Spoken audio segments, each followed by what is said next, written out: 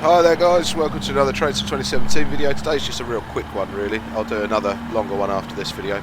So this is on the North Clyde Line add-on. The guy's actually got hold of me on YouTube. I haven't actually replied to his comment yet, but I will. But I thought I'd do a little bit for him.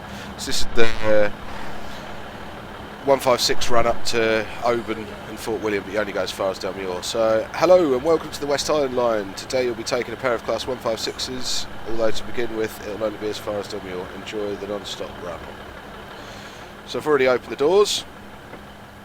Let's get in and set everything up. So I want headlight right, marker lights on, destination light on, tail lights off, instrument lights on. Excellent. This is the OVE one that was released quite a long while ago now, but it has got some really nice features. I do like the NRN radio self-test. Don't ask me why. It also has, I think, heaters and everything.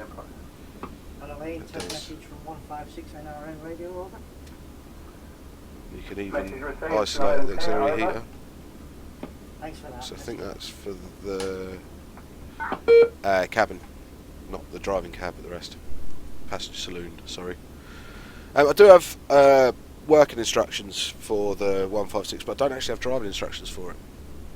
The working instructions are more like guard duties, so more for the guard. I'll dig them out and have a little look if you guys like a bit of a run with the 156.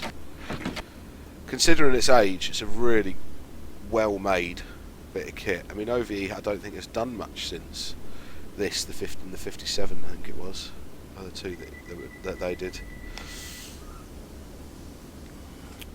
Let's get us forward.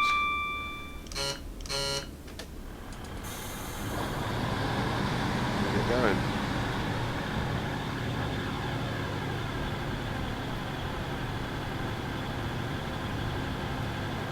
So I've got one in Barbie and one in Saltire livery.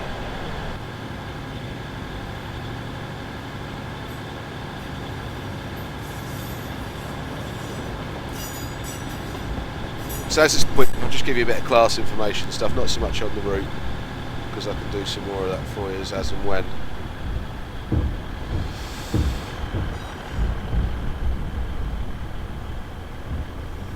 So as most of you will know, the 156 is part of the Sprinter family. I think this was the Super Sprinter, they called it. They were built by Metro Camel. They all came from two quite cool prototypes. I think it was two of them. They were the Class 151. And it was the provincial sector that originally brought them out. So what provincial sector was regional railways before regional railways existed. And it was formed in 1982, and it was pretty much responsible for everything that wasn't very profitable passenger-wise outside the southeast of England, really. So anything out of the network southeast realm was provincial sector. At the time, these were sort of, the government wanted, like I said, we need some new trains. You've got to remember it was all still first-gen DMUs that run around, or local hull coach and stock. There was no other modern DMU of sorts. And DMUs have their place. The modern ones, they're cheap to operate, less wear on the track, faster, like acceleration, braking wise, and not having to do sort of reversals and things like that, and running around trains. The service could increase, the service times could increase, you could fit more trains in on paths. Also, they did quite a lot of splitting and joining. So I know that still happens today on the Cambridge to Kings Lynn route, but I'm not sure where else it still happens really. But it means, like, if a train pulled into a station that had come from A and another train came from C and they met at station B, they could join up and head over to station D without having to detrain and change.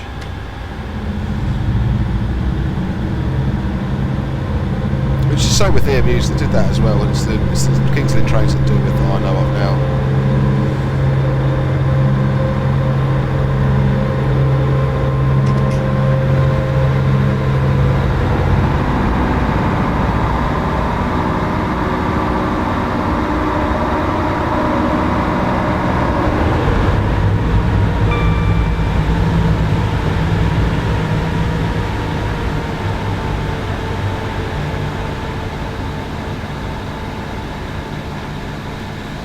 So provincial sector was relaunched in 1990 as regional railways. Then the brand name's a Sprinter. So they had the Sprinter, which was like the 150s, the 155s. Then you had the Super Sprinter, which was the 156, and then you had the Sprinter Express, which is the 158.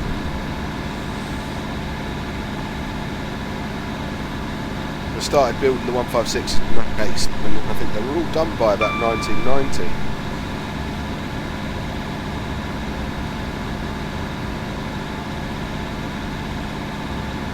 And with the 156s, they were made of steel, whereas the 151 series were aluminium to try and keep the weight down. These were actually, the 156s were made from steel. They still sort of had the tumble home sort of effect, a bit like the Mark IIIs. So they looked a bit more like what Brell was kicking out at the time, more than some say like the 155, which was built by British Leyland. The bodies were Leyland, so they looked quite markedly different. And the body shells themselves weren't made by Metrocable, they were made by a company called Procore Engineering, who also did the completed shells for the Class 60s as well.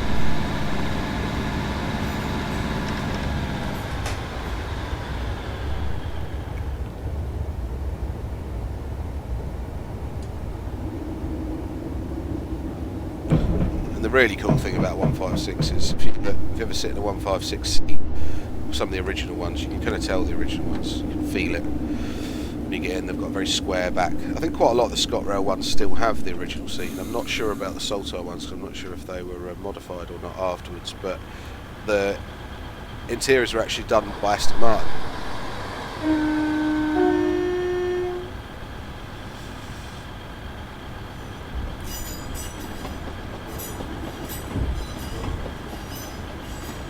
And following along in the Sprinter fleet sort of thing, so a lot of the benefits of the Sprinter fleet was that a lot of the components were the same.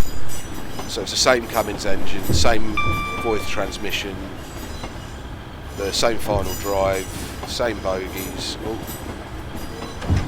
bit faster.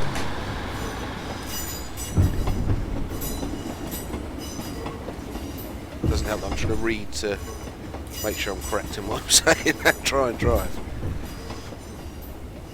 And the BSI couplers, of course.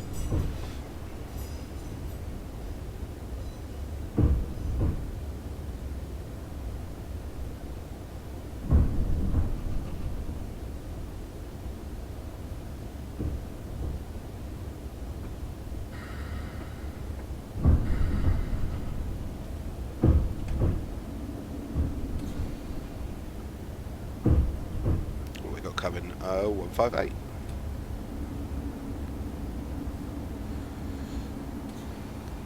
So what I'd really like to see this is I might do some swapping out and get this. I don't know if there is, I think there is a Strathclyde Passenger Transport orange and black livery for this. I think these really suited it. I remember being, as a kid, being desperate, going into R&D models in Cambridge and being desperate to buy the Lima 156 orange and black. I think at the time it was pretty much the only modern DMU that any manufacturer did. I think Dapol had the 155. I don't think that was even as early as the Lima had the 156. And then Batman came out with the 158.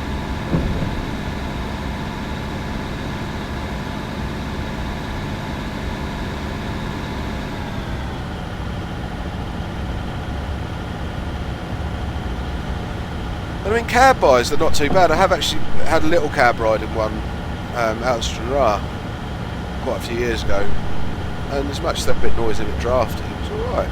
I quite enjoy them. Not much different to say, like, I mean, yeah, you've got the throttle that's in line sort of thing. It's not a rotary type or anything, so it's a bit like the 158. I think even the 150, most of the Sprinters had a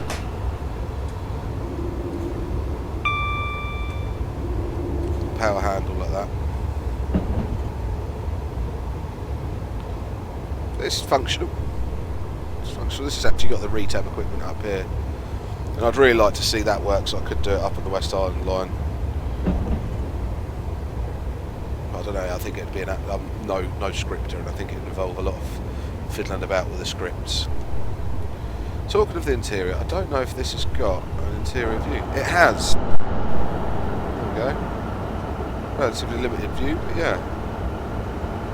They are pretty comfortable. I mean, the last one I was on was probably one out of Norwich, one of the Abellio ones. But before that, it was the ScotRail ones, and that was actually again from Stranraer to Kilmarnock, and then Carlisle, Newcastle. It's 158 as well. 156.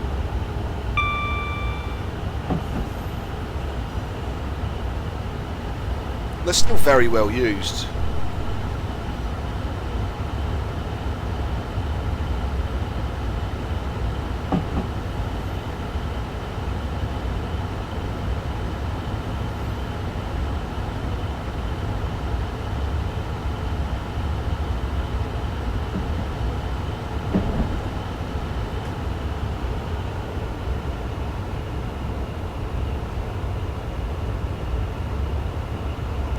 Grading coming up and 40 limit.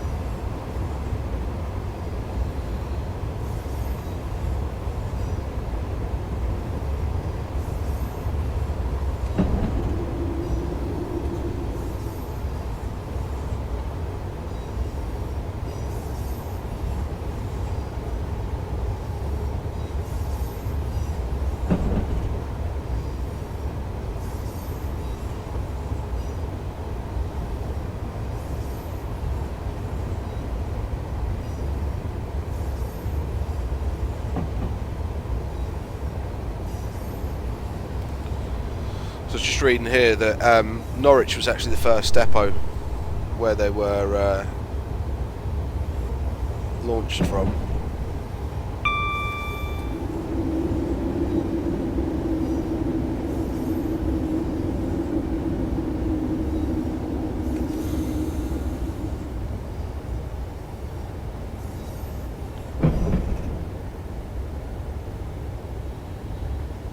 Was the East Anglia to Birmingham route, operated by Sprinters in the July 1988.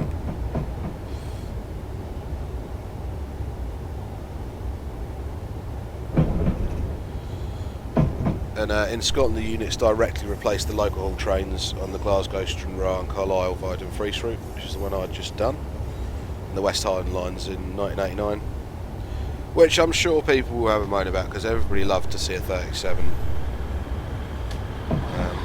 Me as well. Overly keen on them, but I'm a fan of a bit locos hauled stock.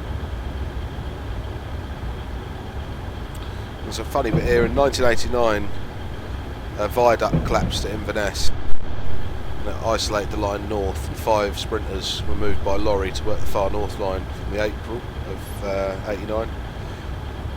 They maintained a temporary depot Merivord until the replacement bridge was opened in May 1990.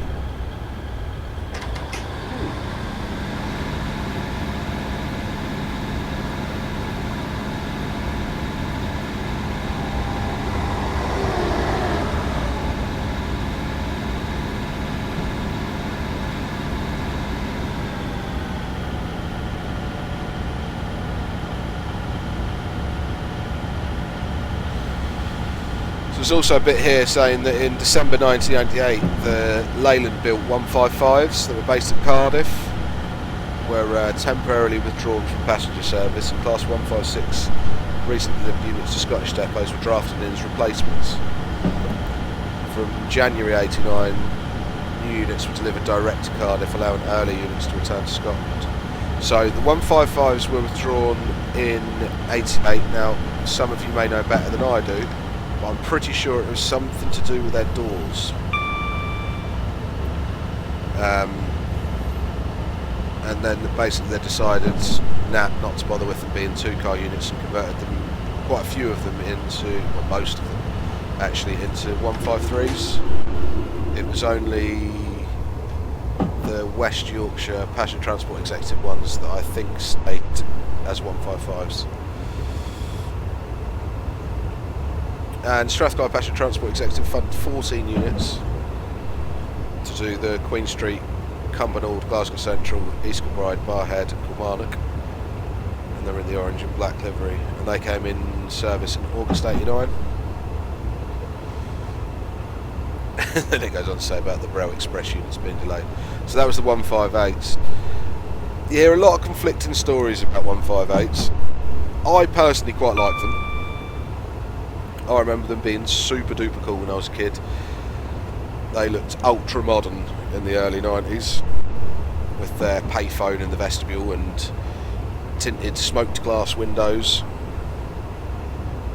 But they were there to do, when they transferred onto the Queen Street to Waverley line and got rid of the push-pull stock. It was saying here that the units gave problems to ScotRail in May 1990. I'm not surprised. A guy I know that worked for Braille said that they were basically, he described them as garden shed engineering, and he said that was one of the British Rail managers that had described them to him as that. So make of it what you like, but they're still running today. And apart from their aircon, I've never been on one that's failed.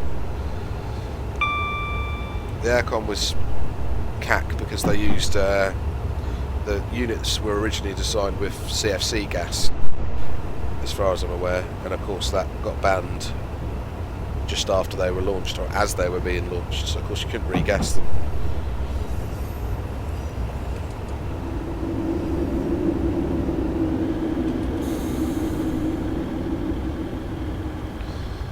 This is us just coming up to Dalmuir anyway. So this is more of a, I don't know, locomotive profile sort of thing. Really quick, it's just to get me back into it a bit. I've actually had loads of problems with my computer this morning, so it's been stripped and rebuilt in about 20 minutes. Just because Tuesday mornings again are one of my only mornings to get some videos done, and this was more of a test than anything, but I thought, bugger it, I'll record it.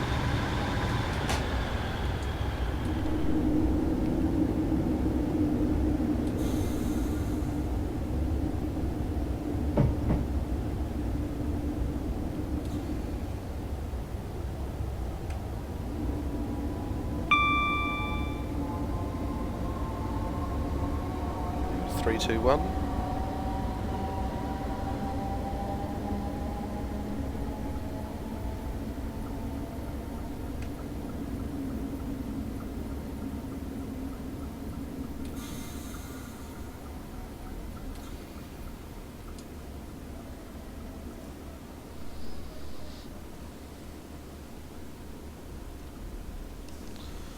Alright then, I'll give you a quick exterior shot while we're there.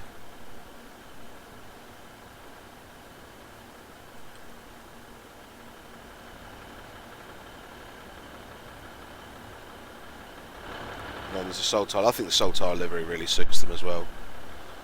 The one I had out some roll was a Saltire liveried one. I was really pleased with it. So, that's just a quick checking everything's working, but giving you a little info about the 156. If you do want to see some more on the 156, by all means let me know more about the train itself. It does have working blinds, etc.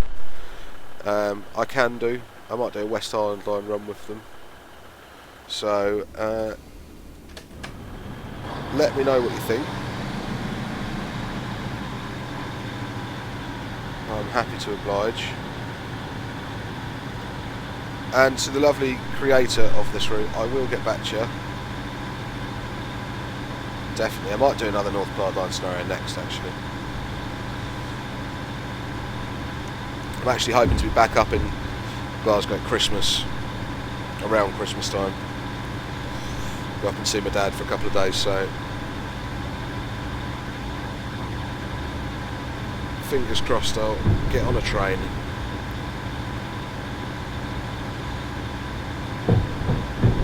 I'm not sure what's going to happen here. Is this just going to end as I drive through here? Just stop. this was stopped as a stop construction. Bad luck, you did not complete the scenario successfully. Okay, well, there's a shame, because it looks like I'd be going into a bit of the route that isn't there yet. Well, thanks again guys, as usual. All the best, and I'll hopefully have a couple of videos up for you today and tomorrow, depending on processing and uploading times and everything like that. So once again, thank you very much. Feel free, comment, subscribe, like those videos as much as you can, would be great. See you soon.